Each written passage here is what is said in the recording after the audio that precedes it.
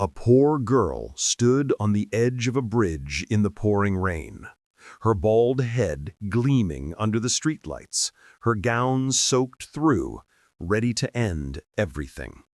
Until a 6-year-old in pink rain boots saw her and called out 5 innocent words that would save 3 broken lives.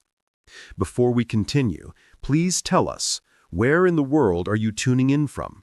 We love seeing how far our stories travel. Daddy, there's a sad angel. The words cut through the rain and the rhythmic slap of windshield wipers. Sawyer Kane's hands tightened on the steering wheel, and the car stopped immediately as his eyes followed his daughter's finger. His stomach dropped. There, on the riverside bridge, a figure stood on the wrong side of the railing, arms spread wide like broken wings against the storm. Before Sawyer could even process what he was seeing, he heard the click, that unmistakable sound of a seatbelt unbuckling. "Gemma, no!" But the car door was already open. His 6-year-old daughter was out in the rain, her pink rain boots splashing through puddles as she ran toward the bridge, toward the figure. "Gemma!" Sawyer slammed the car into park, his paramedic training screaming warnings about everything that could go wrong. But his father's heart was louder. He launched himself from the car, rain immediately soaking through his jacket, his shoes slipping on the wet pavement as he ran after his daughter. Gemma had stopped about 10 feet from the figure. Through the rain, Sawyer could see her now, a young woman, maybe 25, completely bald, rain streaming down her scalp like tears. She wore a thin gown, her knuckles white as she gripped the railing. Her whole body trembled, from cold, from fear, from something deeper. "Why did you take off your hair?"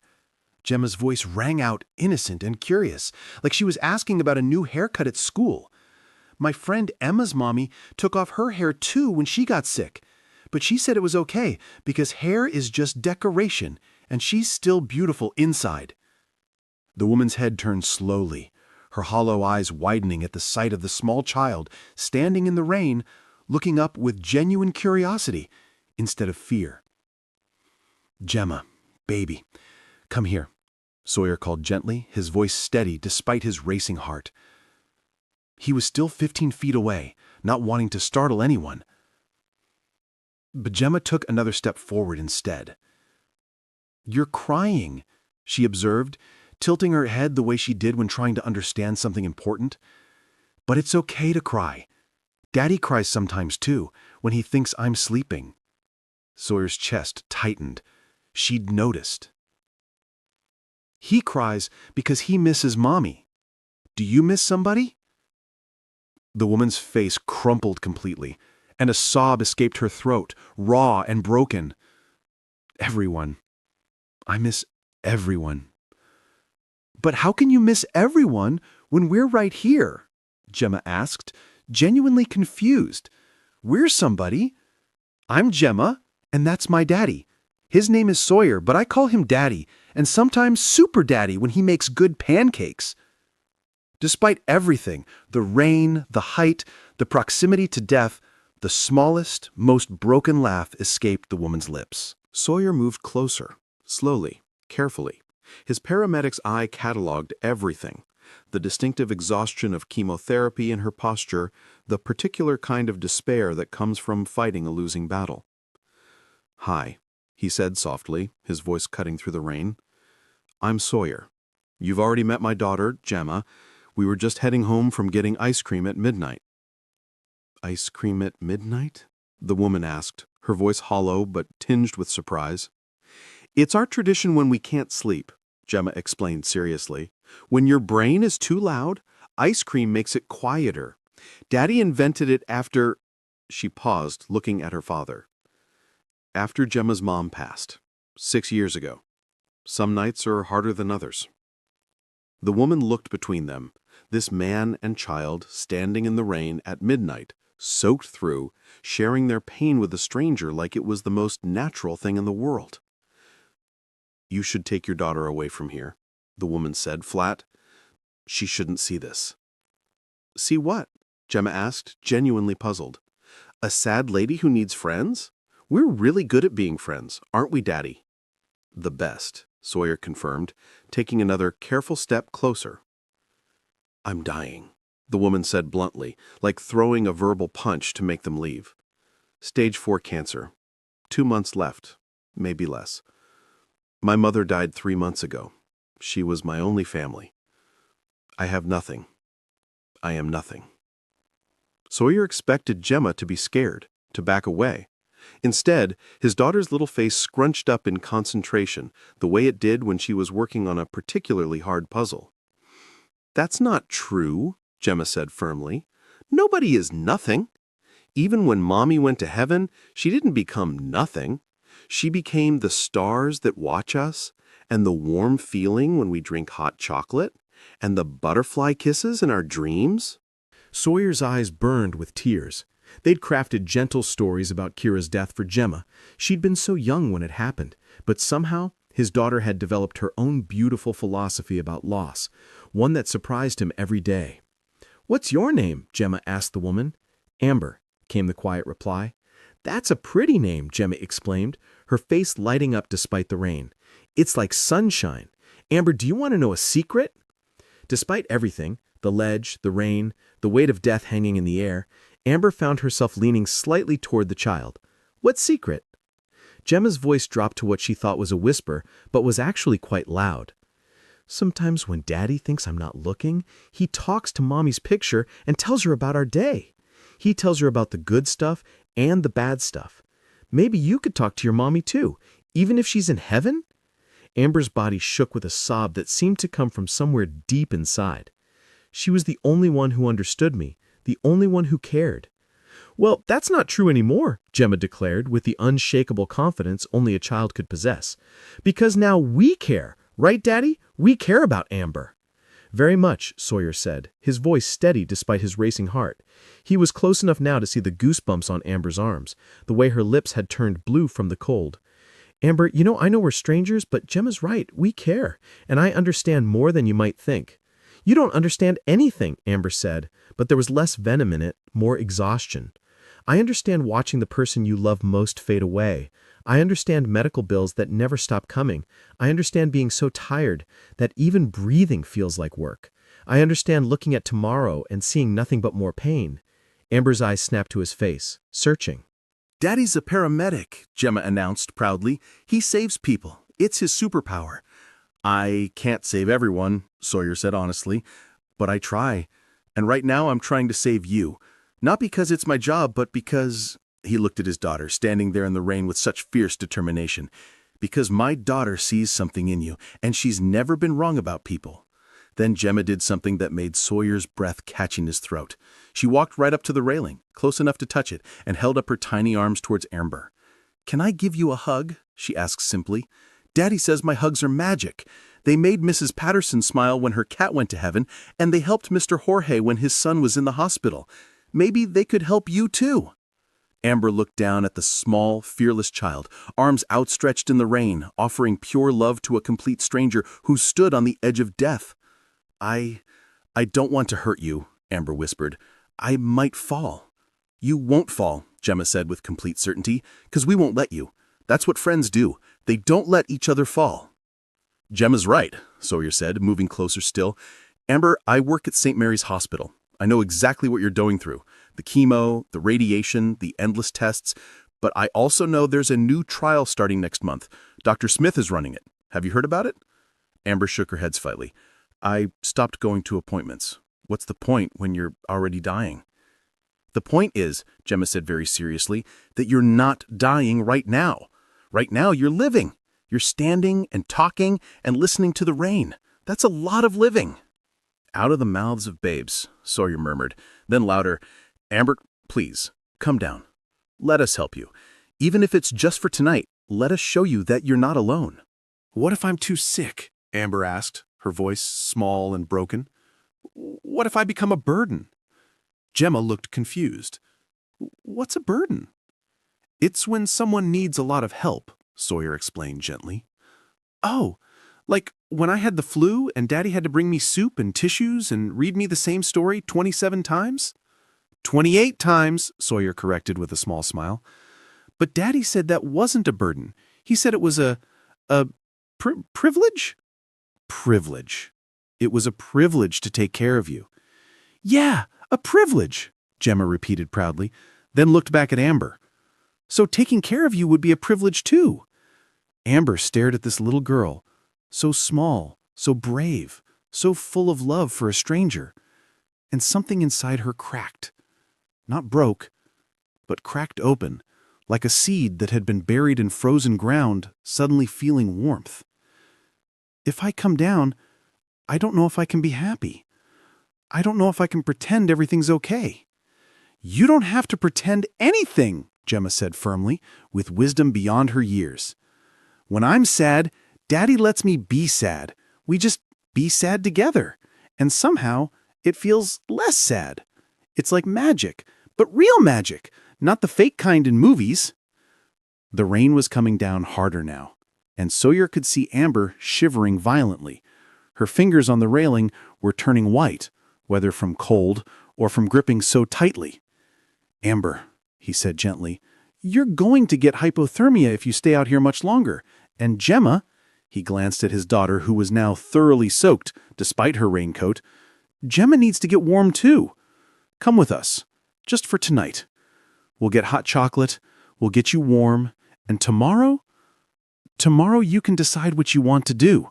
But tonight, just choose to come with us. I don't even know you, Amber said, but she was looking at Gemma when she said it. That's okay, Gemma said brightly. All friends start as strangers. Daddy says that's the beautiful part. You never know when a stranger might become your best friend, or even family. Family, Amber repeated, the word foreign on her tongue. We're a small family, just me and Daddy since Mommy went to heaven, but small families have more room to grow, like our garden. We started with just one butterfly bush, and now we have 12. 13, Sawyer corrected. 13, Gemma exclaimed. See? Always room for more. Slowly, so slowly that at first Sawyer wasn't sure it was happening, Amber began to shift her weight. Her hands loosened slightly on the railing. If I do this, if I come down, I don't have anywhere to go. I gave up my apartment. I gave up everything. You can stay with us, Gemma announced before Sawyer could respond. We have a guest room. It has butterflies on the walls because Mommy painted them. But if you don't like butterflies, we could paint over them. But I think you'll like them. They're happy butterflies. Sawyer's throat was so tight he could barely speak. Gemma's right. We have room, and you shouldn't be alone, especially not when you're sick. Why? Amber asked, and it was a real question, desperate and confused. Why would you do this for me? Sawyer thought for a moment, then spoke from his heart. 6 years ago, when my wife died, I stood on a different kind of bridge. Not a real one, but a metaphorical one. I had a newborn baby who needed me, but I couldn't see past my grief. A stranger, an old woman at the grocery store, saw me struggling with Gemma, crying in the cereal aisle. She didn't know me, but she helped me. She said, "Honey, the hardest battles aren't meant to be fought alone." She watched Gemma for 2 hours while I sat in my car and fell apart. I never even got her name, but she saved me that day. So now we save other people, Gemma added matter-of-factly. It's like a chain of nice. Amber's legs were shaking so badly now that Sawyer was genuinely worried she might fall by accident rather than choice. Amber, please, he said urgently. Let me help you over. I promise we've got you. For a long moment there was nothing but the sound of rain and distant traffic. Then, with movements that seemed to take enormous effort, Amber began to climb back over the railing. Her foot slipped on the wet metal, and for one heart-stopping second she teetered. Sawyer lunged forward, catching her around the waist, pulling her over and away from the edge. She collapsed against him, sobbing, great body-shaking sobs that seemed to come from the depths of her soul. Without hesitation, Gemma wrapped her small arms around Amber's waist, pressing her face against her side. You're safe now, Gemma said, her voice muffled but clear. We've got you. We won't let go. They stood there in the rain for what felt like forever. A paramedic, a little girl and a dying woman, tangled together in an embrace that defied explanation. Finally, Sawyer gently guided them toward the car. "Come on, let's get out of this rain." As they walked, Gemma held Amber's hand tightly, chattering to fill the silence. "You're really cold, and you're shaking like when I had to present my project about butterflies to the whole class. But Daddy says shaking just means you're brave because you're doing something even though you're scared." In the car, Sawyer turned the heat up full blast. Without being asked, Gemma pulled her special blanket from the back seat, a soft purple thing that she never let anyone else touch, and wrapped it around Amber's shoulders. "This is my mommy blanket. It still smells like her, kind of, like lavender and sunshine, but you can borrow it. It has extra love in it." Amber clutched the blanket like a lifeline, breathing in the faint scent of lavender that indeed still clung to the fabric. The 24-hour diner was nearly empty when they walked in, dripping and exhausted. The waitress, a motherly woman named Rosa, took one look at them and ushered them to a corner booth without a word, bringing towels from the back. Gemma sat right next to Amber, practically glued to her side, as if afraid she might disappear if she let go. "Amber, do you like pancakes? The pancakes here are like clouds, happy clouds, not storm clouds." "I haven't eaten in 2 days," Amber admitted quietly. Sawyer flagged Rosa down immediately. "Can we get a full stack of pancakes, scrambled eggs, toast, and bacon, and 3 hot chocolates with extra whipped cream?" "Make mine with marshmallows too. And can Amber's have marshmallows? Marshmallows make everything better. It's science." As they waited for the food, Sawyer pulled a small notebook from his pocket, miraculously only slightly damp, and started drawing. "What are you making?" Amber asked, her voice hoarse from crying. "A picture of us," Gemma said, concentrating hard, "so you can remember tonight. See, that's you, and that's me, and that's Daddy. And those are butterflies all around us, because butterflies mean new beginnings. My teacher told me that." When the food arrived, Sawyer watched as Amber ate slowly, mechanically at first, then with something approaching actual hunger. Color began returning to her cheeks, although the dark circles under her eyes remained. "Amber," Sawyer said carefully, "you mentioned you stopped going to appointments. When was your last one?" 3 weeks ago. They said that tumors had grown, that treatment wasn't working anymore, that I should get my affairs in order." "Which doctor?" "Dr. Patterson, but then he left, and they assigned me to someone new, but I never went." "Dr. Smith? Dr. Rebecca Smith?" Amber nodded, surprised. "How did you know?" "She's revolutionary," Sawyer said, leaning forward. "She just got approval for a new immunotherapy trial. It's specifically for patients who haven't responded to traditional treatment. I've seen her work miracles, literal miracles. My colleague's wife was given 3 months. That was 2 years ago. She just ran a marathon." "But I'm too far gone," Amber said, though there was something in her voice now. Not hope exactly, but maybe the space where hope could grow. "That's exactly what Jim's wife said," Sawyer countered. "Dr. Smith doesn't believe in too far gone. She believes in fighting until the very last second. And sometimes that last second is when everything changes." Gemma, who had been listening while decorating her pancakes with whipped cream, suddenly spoke up. "Amber, do you like butterflies?" The change of subject was so abrupt that Amber blinked. I used to. My mom loved them." "Then you have to see our butterfly garden. Daddy and I made it for Mommy. But guess what? The butterflies don't know it's just for Mommy, so they bring messages for everyone. Maybe they could bring messages from your mommy, too." "Messages?" Amber asked, and despite everything, there was a tiny spark of curiosity in her voice. "Yeah, like when a butterfly lands on you, it means someone in heaven is saying hello. And when they dance around the flowers, they're celebrating something good that's about to happen. And when they fly really high, they're carrying wishes up to the clouds."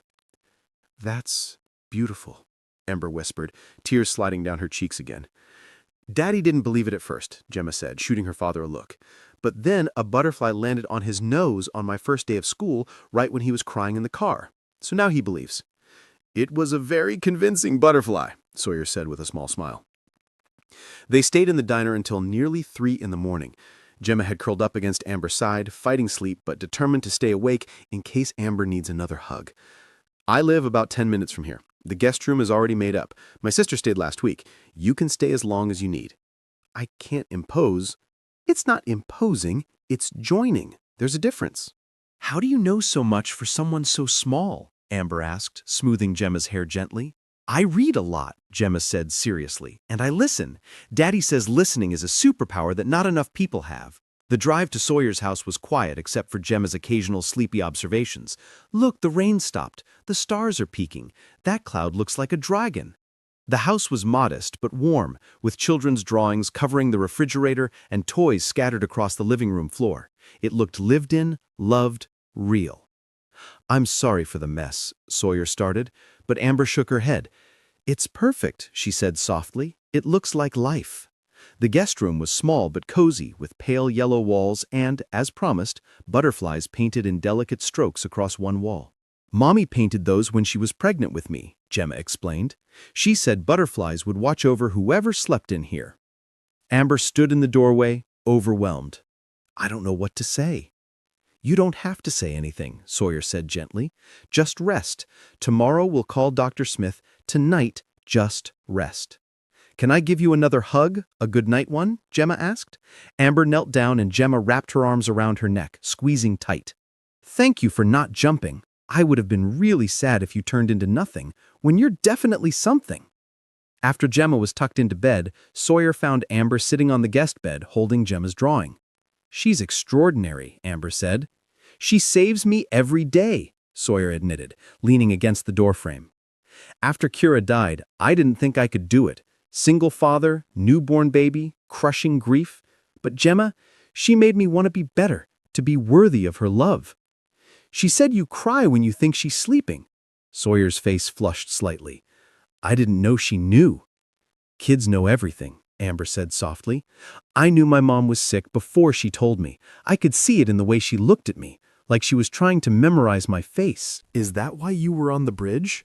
Because you couldn't bear to go through it alone? Amber nodded. The cancer is in my bones now. My liver, my lungs. Every breath hurts. Every movement is agony. And I had to watch my mother go through the same thing just 3 months ago. I held her hand when she died. She was in so much pain at the end, even with all the medications. I couldn't face that alone. You're not alone now, Sawyer said firmly. I mean it. We're here. For whatever comes next, we're here. The next morning, Amber woke to the smell of bacon and the sound of Gemma singing off-key in the kitchen. For a moment, she forgot where she was, forgot why she was there. Then it all came rushing back.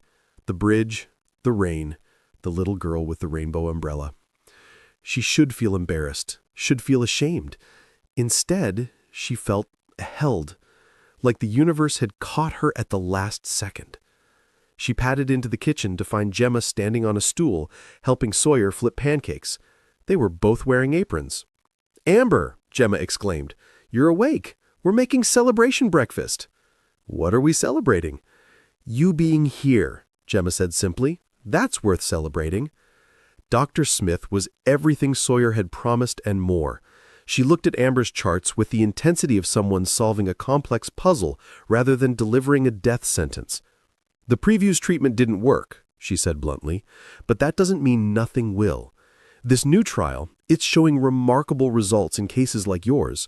I won't lie to you. It's going to be hard, harder than what you've already been through. But if you're willing to fight, I'm willing to fight with you. What are the odds? Amber asked. Statistics are just numbers. Every patient is unique. What matters is not the odds, but the effort. Are you willing to try? Amber thought about the bridge, about the rain, about a little girl's arms reaching up to catch her. Yes, she said, I'm willing to try. The treatment was brutal. Sawyer had undersold how hard it would be. For the first 2 weeks, Amber could barely lift her head. She was staying in their guest room full-time now. There had been no discussion about it. It had just happened naturally. Gemma appointed herself Chief Happiness Officer and took her duties very seriously. Every morning before school, she would bring Amber a new drawing. Every afternoon, she would read to her from her favorite books, doing all the voices. Every evening, she would tell her about her day in exhausting detail. And then Marcus said that butterflies don't have ears, but I said they do. They just have different kinds of ears. And Mrs. Johnson said I was right, and Marcus had to apologize, but I said it was okay because learning new things is hard sometimes. On the really bad days, when Amber couldn't eat, couldn't speak, could barely open her eyes, Gemma would simply crawl into bed next to her and hold her hand. "It's okay to feel yucky," she would whisper. "The medicine is fighting the bad stuff. It's like when Daddy cleans my scraped knee, it stings because it's working." Sawyer adjusted his work schedule to drive Amber to treatments. They would sit in the chemo ward, Amber hooked to IVs, Sawyer reading medical journals or doing paperwork, comfortable in their shared silence. "Why are you doing this?" Amber asked one day, when the nausea had subsided enough for her to speak. "Really, why?" Sawyer looked up from his paperwork, considering. "Because Gemma was right. On the bridge, she saw something in you. She saw someone worth saving. And the more time I spend with you, the more I see it too." "What?" "Strength, courage, beauty." "I'm bald and dying," Amber said flatly. "You're fighting and living. And for what it's worth, you make bald look good." Despite everything, Amber laughed. A real laugh, not the broken sound from the bridge. "That's the worst line I've ever heard." "I'm out of practice," Sawyer admitted, smiling. "It's been 6 years since I've tried to make a woman laugh." There was something in that admission, something that hung in the air between them. But before either could address it, Gemma burst in with her latest butterfly drawing, and the moment passed. 3 months into treatment, something shifted. Amber woke up one morning and didn't immediately feel like death. She ate breakfast, real breakfast, not just toast, and kept it down. She walked to the butterfly garden without needing to rest. The scan results came back a week later. Dr. Smith actually smiled when she read them. "The tumors have shrunk by 40%, she said. This is remarkable." Amber stared at the images, at the dark spots that were notably smaller than before. What does this mean? It means the treatment is working. It means we keep fighting. It means hope. That night, they celebrated with ice cream at midnight, a tradition Amber had now been fully inducted into. Gemma made a speech, standing on her chair, spoon as a microphone. "I would like to toast Amber," she said seriously, "for being brave and strong and for not giving up even when the medicine made her feel yucky, and for teaching me that sometimes families find each other in the rain." "To finding each other in the rain," Sawyer echoed, raising his spoon. "To butterfly gardens," Amber added, her eyes wet with tears. "To magic hugs," Gemma shouted, then launched herself at Amber, wrapping her in the tightest embrace her small arms could manage. 6 months into treatment, the tumors had shrunk by 70%. 9 months in, they were barely detectable.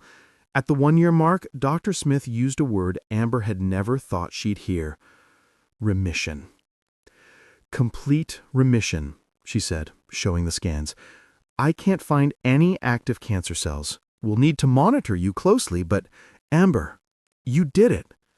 Amber sobbed in the doctor's office, great heaving sobs of relief and disbelief and joy. Sawyer held her while Gemma patted her back, saying, "Happy tears are the best tears. They water the happiness flowers in your heart." The butterfly garden had become their sanctuary. Amber had helped expand it, adding new plants, creating winding paths, installing a small bench where they could sit and watch the butterflies dance. One evening, as spring gave way to summer, Amber sat on that bench with Gemma in her lap. Her hair had grown back in soft, copper-colored curls that Gemma loved to play with. "Amber," Gemma said quietly, "I have a secret." "Another one?" Amber smiled, running her fingers through Gemma's hair in return. "I asked the butterflies to tell your mommy something." "What did you ask her to tell?" "That we're taking really good care of you, and that maybe you could be my second mommy? Not a replacement mommy, because nobody can replace mommy, but like a bonus mommy." Amber's eyes filled with tears as she looked at Sawyer, who was standing in the doorway of the house watching them with an expression of such tenderness it took her breath away. "Gemma," Amber whispered, Would you really want me to be your bonus, Mommy? Gemma twisted around to look at her with those serious, wise eyes. You're not sick anymore. Dr. Smith said so. You're in remission, Sawyer supplied, walking over to join them. Yeah, remission. That means the bad stuff is gone. Gemma beamed. So now you can stay with us forever and ever. Forever and ever? Amber repeated, her voice breaking. Forever and ever, Gemma confirmed with the certainty of a child who had made up her mind. Later that night, after Gemma was asleep, Sawyer found Amber in the butterfly garden, watching fireflies dance in the darkness. 2 years cancer-free next week, she said softly, still amazed by the words.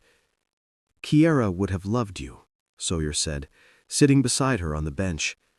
A cancer survivor who almost gave up? A warrior who fought back? A woman who loves our daughter? A person who brought light back into our home? Sawyer took her hand gently. Amber, when I saw you on that bridge, I thought we were saving you. But the truth is, you saved us too. Sawyer, I'm in love with you. Completely, utterly, ridiculously in love with you. I know it's complicated. I know you might not feel the same way. But Gemma's not the only one who wants you to stay forever. I can't promise forever, Amber said quietly. The cancer could come back. I might not be able to have children. Nobody can promise forever, Sawyer interrupted gently. Kira and I thought we had forever, and we got 6 years. But those 6 years were worth everything. And whatever time we have, whether it's 6 years or 60, I want to spend it with you. Amber turned to face him fully, her hand reaching up to touch his face. I love you too, both of you. You gave me a reason to fight. You gave me a family.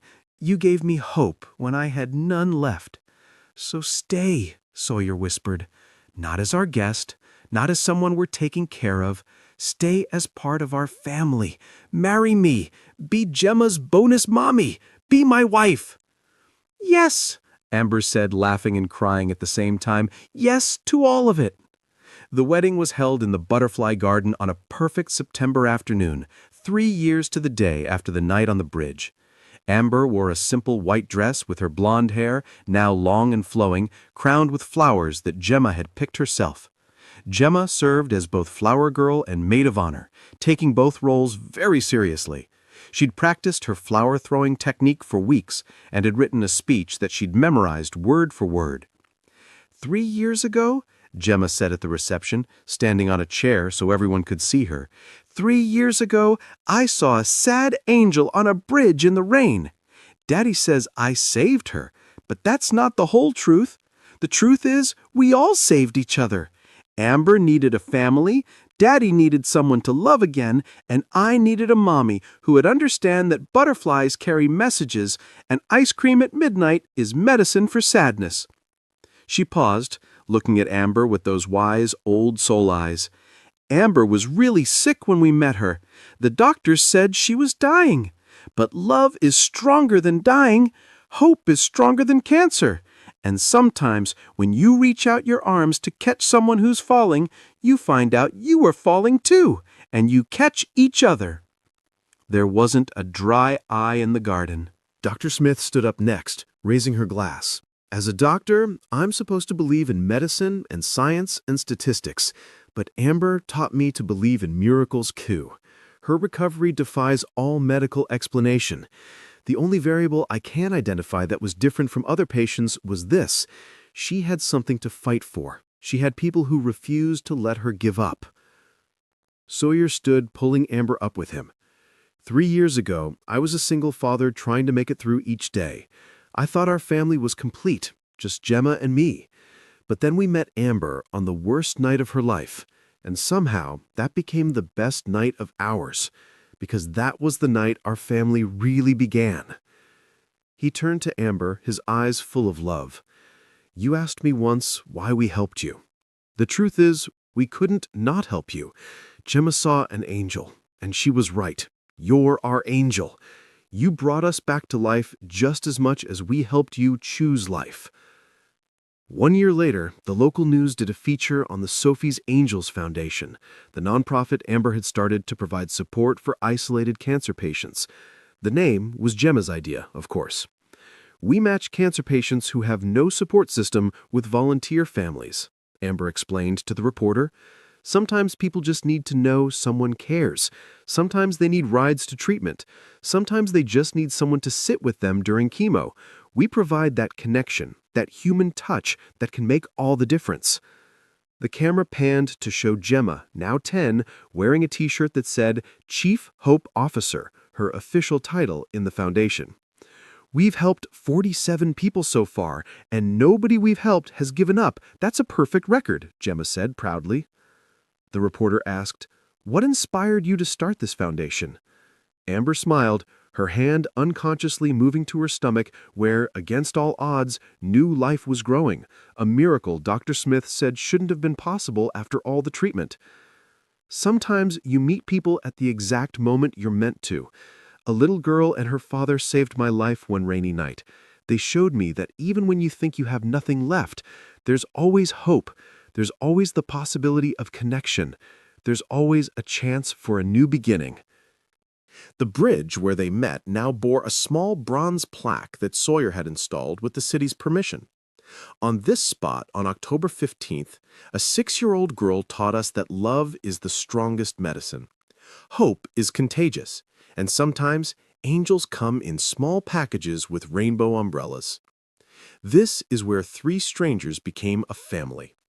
If you're reading this and feeling lost, please know, your family might be just one outstretched hand away.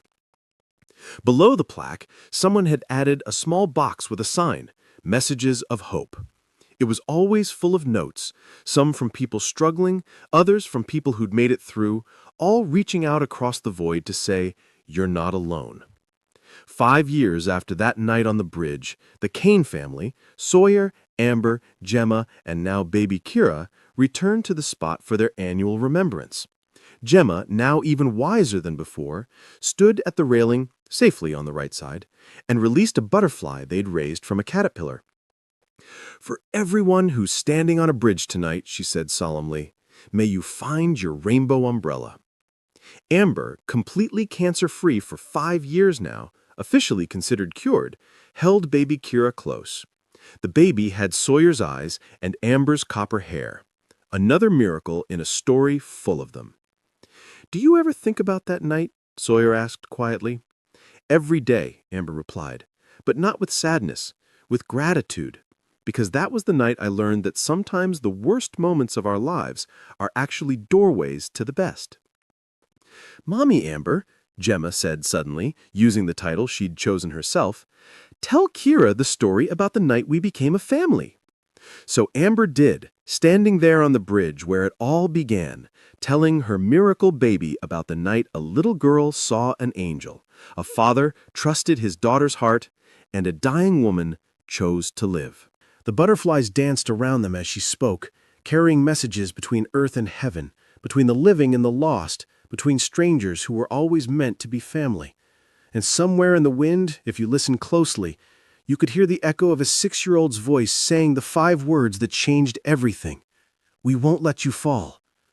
Those 5 words became the motto of Sophie's Angels.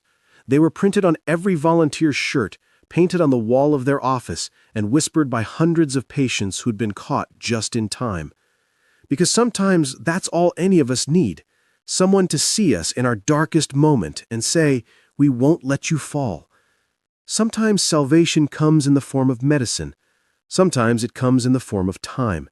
And sometimes it comes in the form of a little girl with a rainbow umbrella, standing in the rain, arms outstretched, refusing to let a stranger become nothing when she could help them become everything. This is the true power of human connection. This is why no one should ever stand on their bridge alone. This is why hope, even the tiniest spark of it, can grow into a blazing fire that burns away disease, despair, and death itself. Because love, real love, the kind that shows up in rain boots at midnight, doesn't just save lives, it creates them, it multiplies them, It transforms them into something beautiful enough to make butterflies dance and angels sing and little girls believe that magic is real. Because it is. The magic is real, and it lives in every hand we extend to catch someone who's falling.